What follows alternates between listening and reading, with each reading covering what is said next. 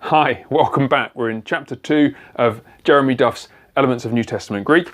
We're looking at basic sentences, which is chapter 2, and we're looking today at the present tense of luo. You remember in the last video we had a quick reminder of these grammatical concepts, singular and plural, first, second, third person, which refer to how many people and which people are performing the action. And that may have been unfamiliar to you.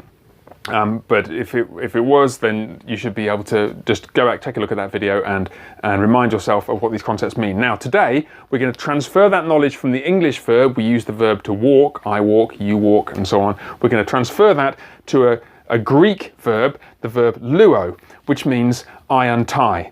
And what you notice, and this is the fundamental thing to try and get your head around in this video, is that the information about who is doing the action in a Greek verb is all bound up in the verb itself. Notice the contrast with English. In English, it's the pronoun that comes before the verb which tells you who's doing the action.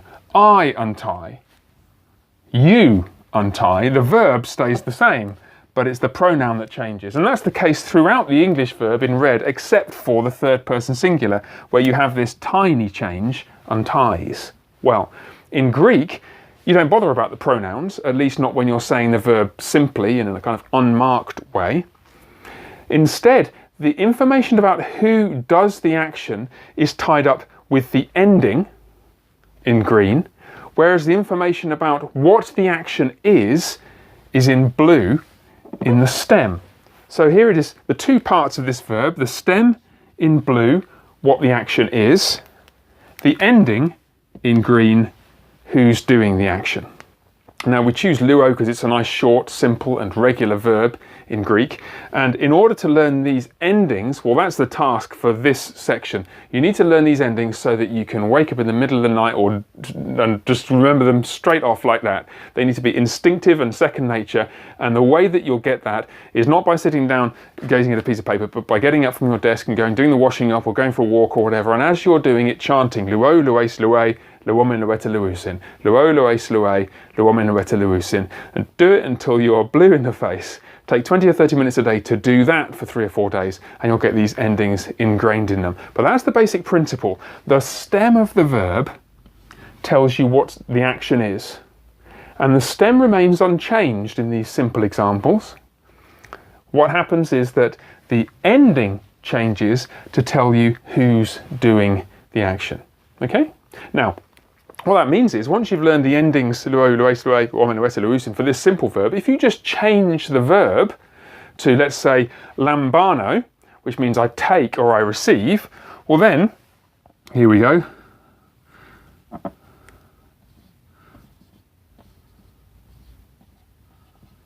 Lambano, let me put that in green just to make it consistent. Lamban is the stem, and O is the ending, and you can slap all these endings on the end of lamban to go I take or receive, you take or receive, he, she, it takes or receives, and so on. And that's the exercise you're being given on page 23, practice 2.1. Just one tip with that. My advice is try and learn the endings before you do the exercise. Otherwise you'll just constantly find yourself flicking back over the page, and it won't be an exercise in testing what you learn, it will just be an exercise in whether you can fill in the information from a table. Try and learn, spend 2 or 3 days learning these endings, luo, lues, lue, luomen lueta luusin, and then come back and have a crack at exercise 2.1. By the way, one final thought as well. When you're laying this material out, my advice is to put it in a table like this, 2 columns, singular and plural, and then 3 rows, first person, second person, third person.